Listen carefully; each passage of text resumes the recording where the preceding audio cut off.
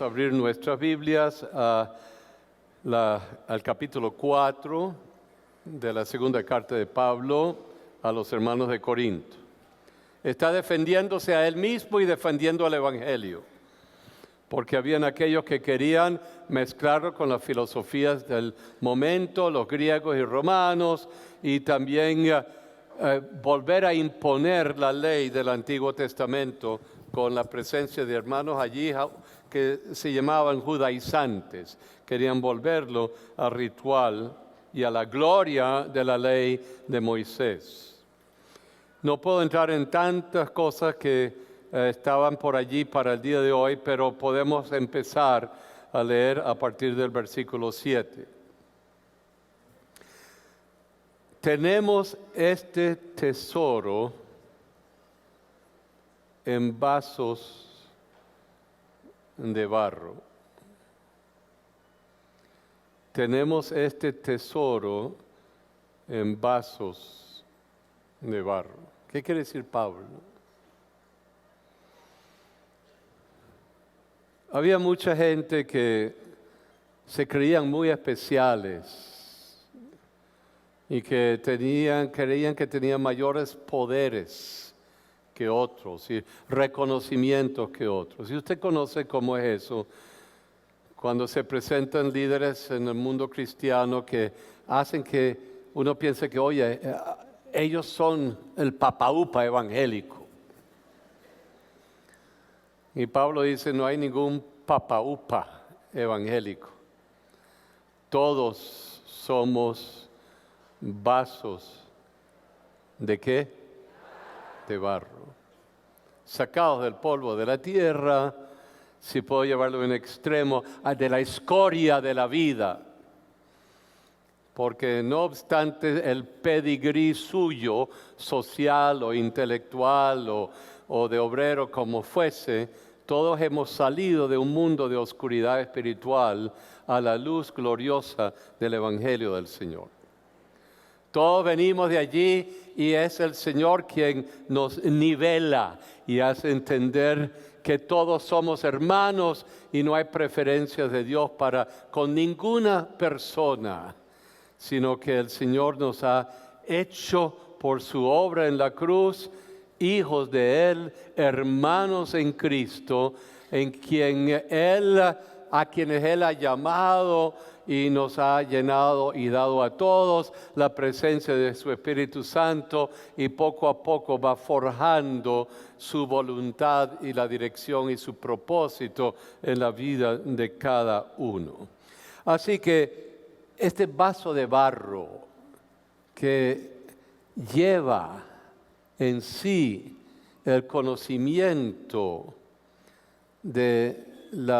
el conocimiento de la luz de Cristo, que hemos llegado al momento en que entendemos por obra del Espíritu Santo lo que la palabra ha traído a nuestra vida, de que podemos conocer al Cristo resucitado, ver la faz de Dios en Él, ser perdonados por lo que Él hizo en la cruz del Calvario.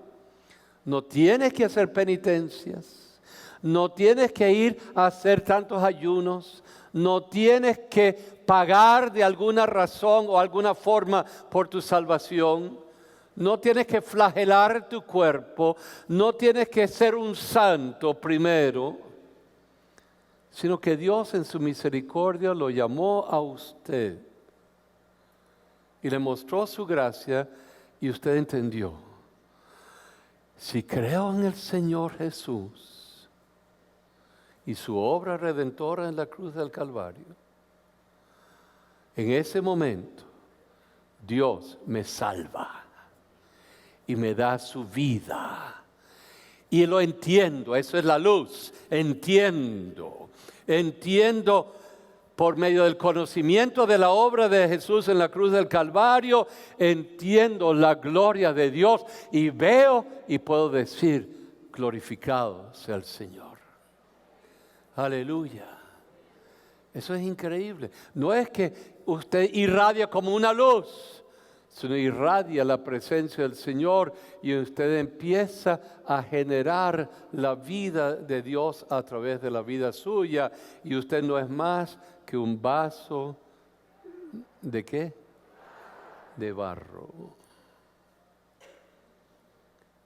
Y yo lo llevo en mis manos y no tengo nada de qué gloriarme.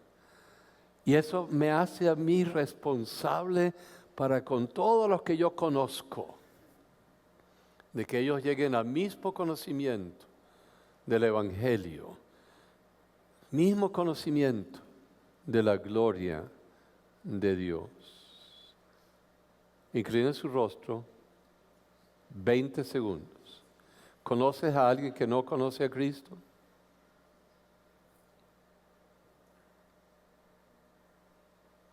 ¿Conoces a alguien que no ha conocido la luz del Evangelio?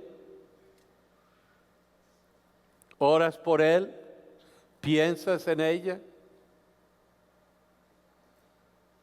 ¿Buscas la manera en que esa persona pudiese conocer, creer y hablar de Jesús? Y voy a ser un poco más fuerte. Yo le responsabilizo a usted de que esa persona que llegue a conocer a Jesús de alguna manera. Es una alta responsabilidad y eso significa que el vasito de barro suyo necesita llevarle ese conocimiento. Y es un tesoro que usted tiene. Es como el diamante que porta una dama que apenas lo ha recibido de su novio y lo cuida, lo muestra y llega a decir, soy novia de fulano. O al revés, vasos de barro que portamos algo muy especial del Señor. Volvamos. Tenemos este tesoro en vasos de barro. Ay, qué frágiles somos, ¿verdad? Hoy estamos bien y mañana nos da un infarto. Somos vasos de barro.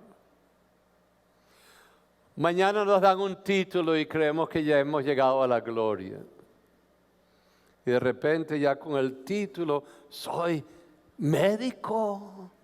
Soy ingeniero, soy técnico superior, y eso quiere decir nada más que tengo que trabajar. ¡Wow! El título me lleva a la gloria, pero me lleva también a la tierra. ¿Soy vaso de qué? Barro.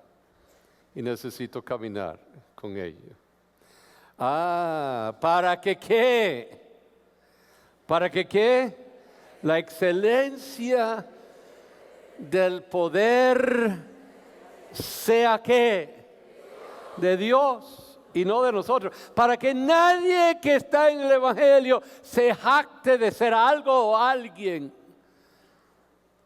sino que es por la gracia y absolutamente la bondad de Dios que usted tiene en su mano el tesoro maravilloso del Evangelio de Cristo. Más nada. No tengo. Ay, un gran evangelista, sí, pero a la larga el evangelista se va a casa y agotado dice, Señor, pura gracia de Dios tuya. Pura gracia, pura gracia, pura gracia de Dios. Por eso es que cuando alguien canta o toca un instrumento o hace una presentación y la gente lo aplaude y se ponen de pie, tiene que tener mucho cuidado. Porque si empieza a creer que es de él la gloria, lo perdió todo. Y lo único que puede hacer es, Señor, sé glorificado tú. La gran hacedora de milagros, Kathryn Kuhlman, conocida mundialmente en su tiempo, Sabía que cualquier expresión de los milagros de Dios era una expresión del Señor y se paraba detrás de la cortina antes de venir a la tarima y decir, Señor, si tú no estás allí hoy, no vuelvo a la tarima. ¿Por qué? Porque el que no reconoce que es todo Dios y nada de uno puede destruir la obra de Dios por completo. Ah, Señor, si tú no lo haces, no soy digno de volver allá, porque la obra y la excelencia del poder vienen ¿de quién? De Dios. ¿Y qué? Y no de nosotros. Vengamos un poco más entonces.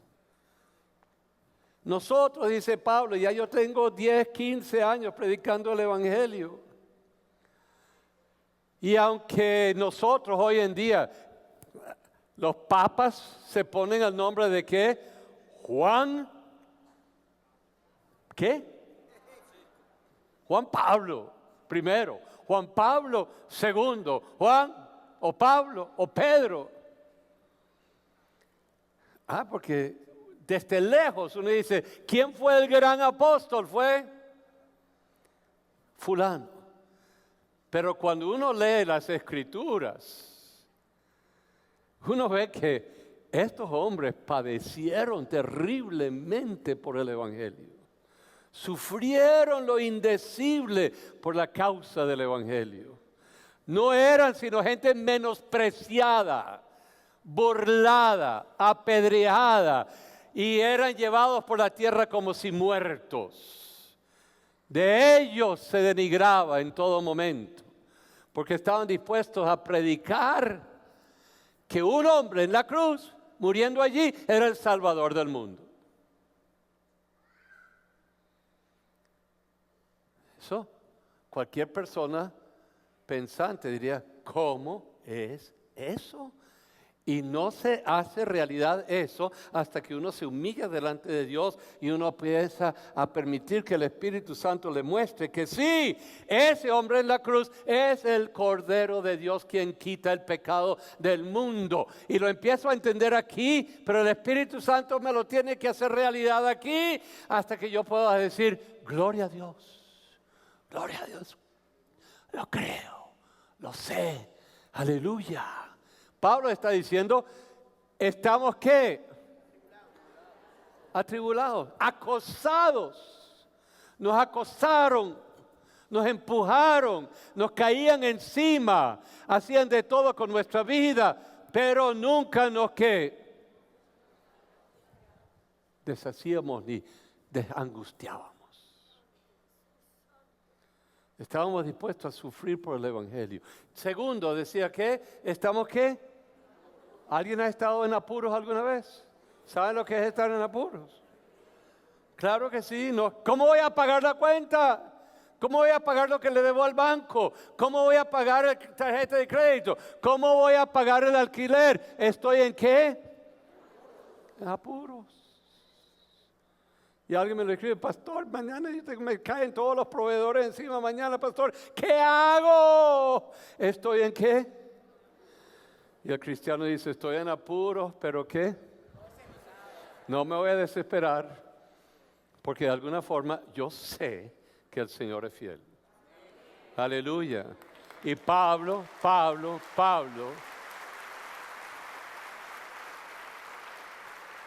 Ahora cuando yo dije eso de alquiler y comisiones y todo eso, para Pablo eso era tontería, porque lo de él era estar corriendo por su vida.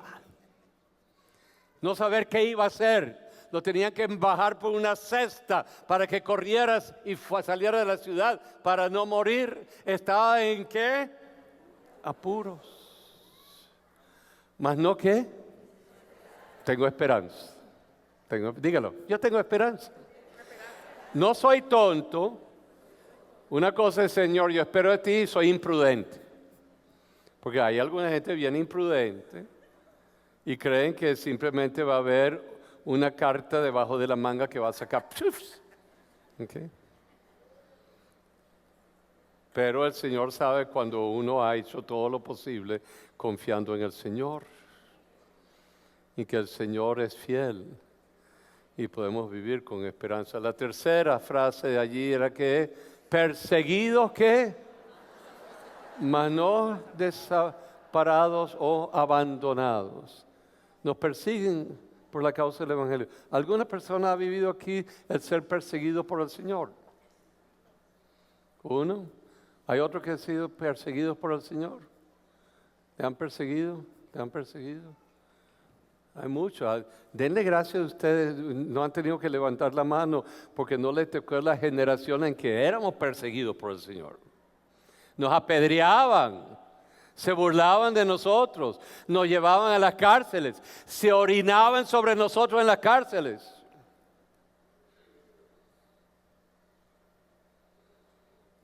Aquí se sufría por el Evangelio hace 50, 60, 70 años.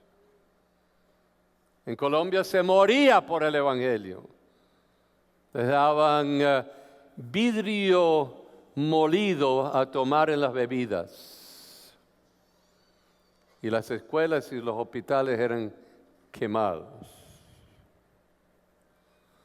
Yo estaba en una reunión donde estábamos pastores, sacerdotes, monjitas y hermanos católicos y evangélicos. Y estábamos hablando muy abiertamente. Y la monjita se puso de pie y lo dijo con mucha gracia. Pastor, yo quiero saber por qué ha habido tanta pelea entre nosotros.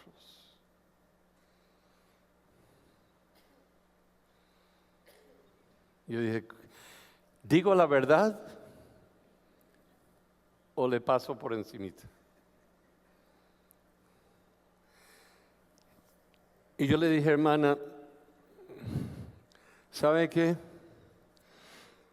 Hace muchos años, 500 años atrás, y de allá para acá, se nos enseñaba que ustedes, los católicos, eran la ramera de la iglesia.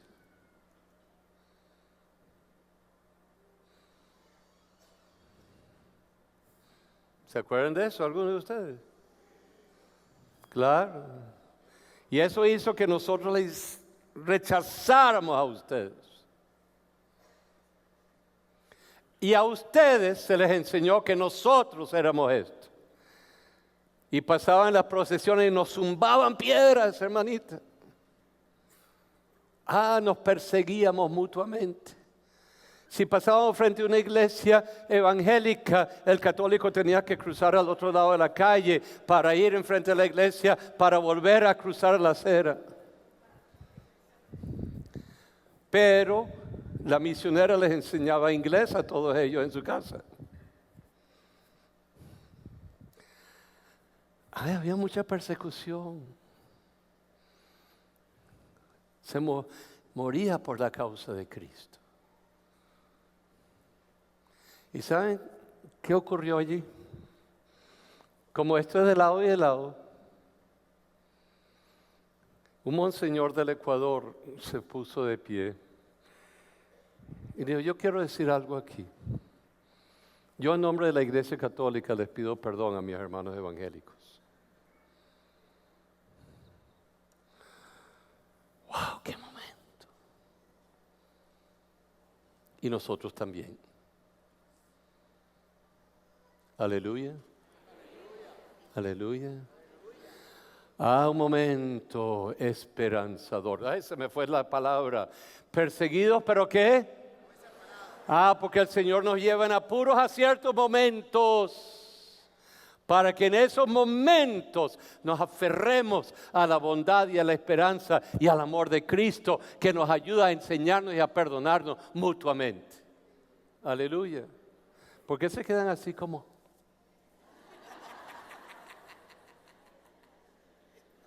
Perseguidos, pero no, ¿qué?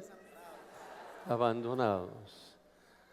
Derribados, pero no aplastados. ¿Pero no qué?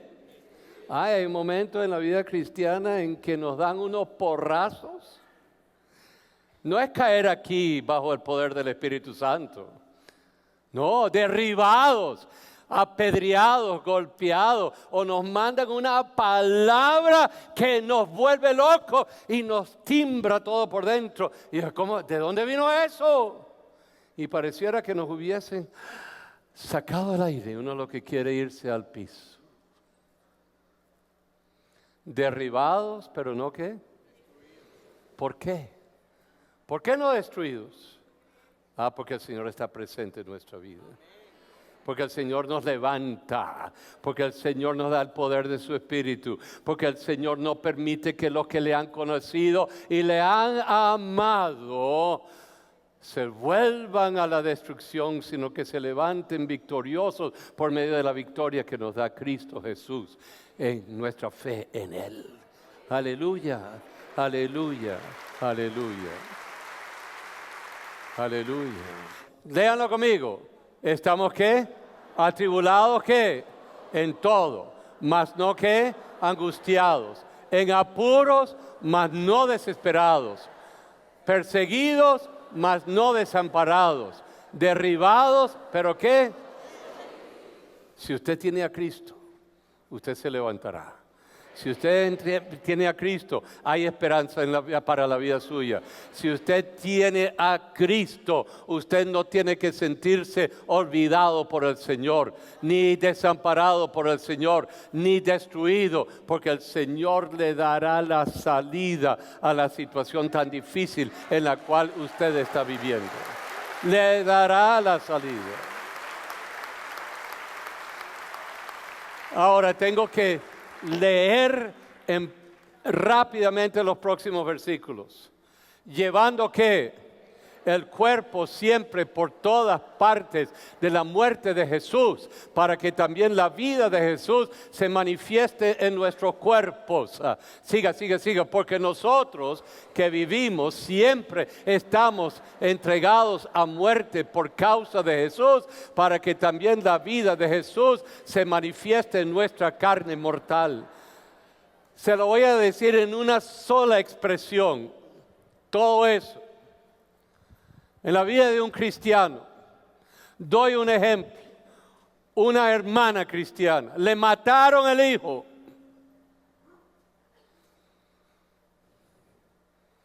Y el asesino fue a la cárcel. Una madre no iría ya, pero esta madre, porque amaba a Dios,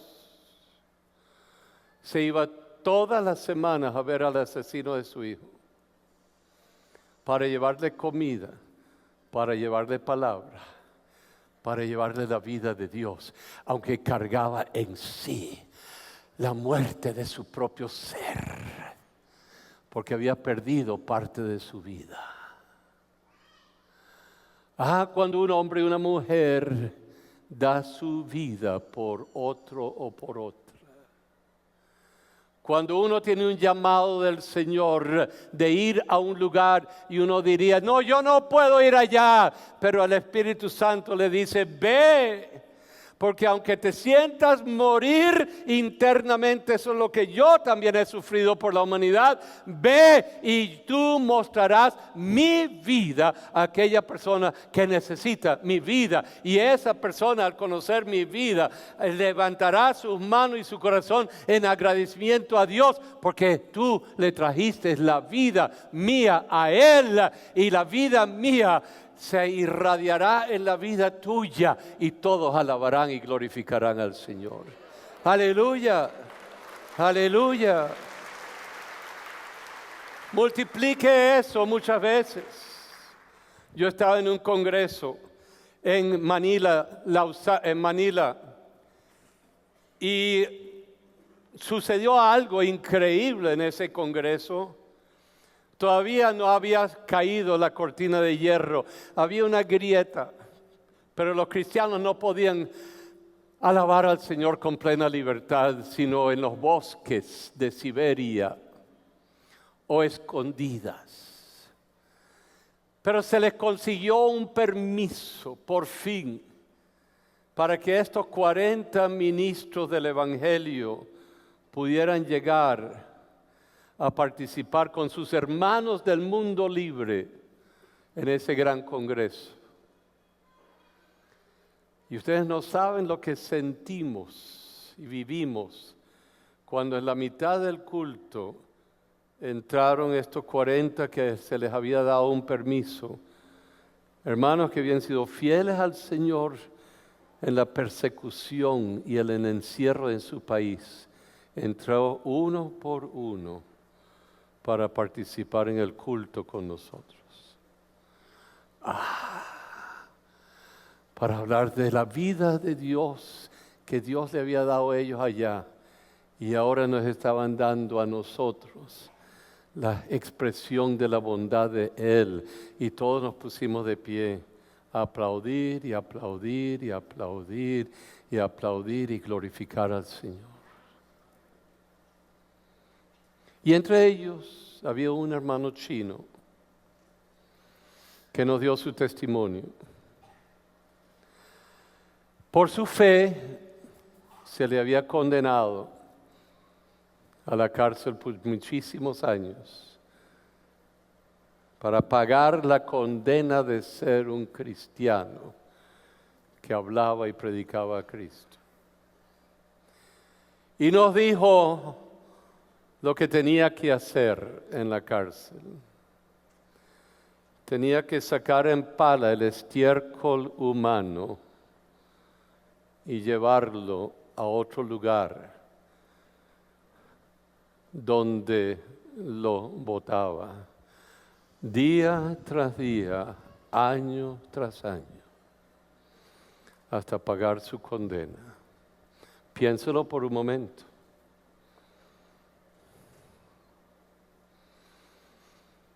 Y él dijo, ¿saben lo que me ayudó a mí en mi fe cristiana? Era cantar constantemente este himno. Y era como que si en el estiércol humano sembraba un rosal y convertía ese lugar en un huerto y un jardín. Y así cantaba él. A solas al huerto yo voy, cuando duerme aún la floresta, y en quietud y paz con Jesús estoy, oyendo absorto allí su voz. Él conmigo está, puedo oír su voz, y que suyo dice seré, y el encanto que hallo en él allí, con nadie tener podré. En el estiércol,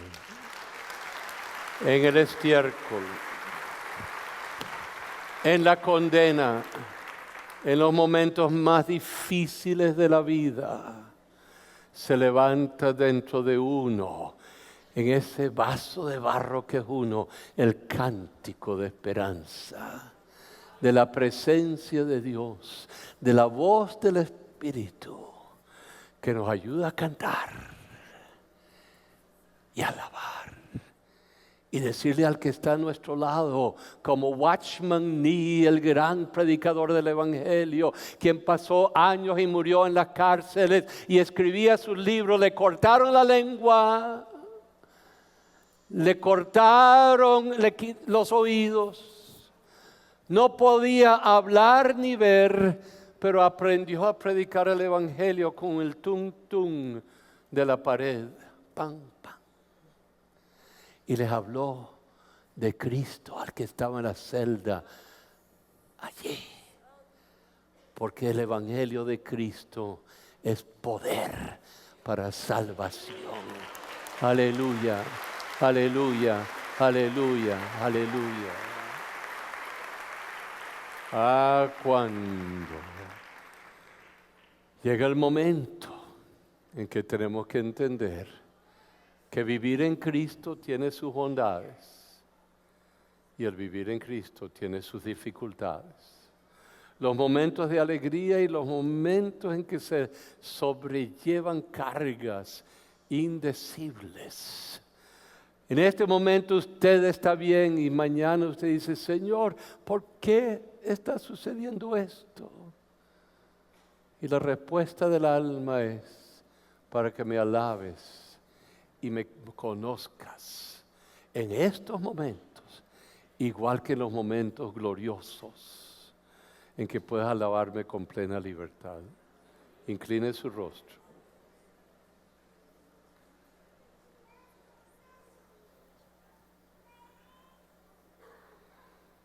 ¿Amas a Jesús? Pablo dice, sabemos una cosa, que el que resucitó a Jesús de entre los muertos, también nos resucitará a nosotros.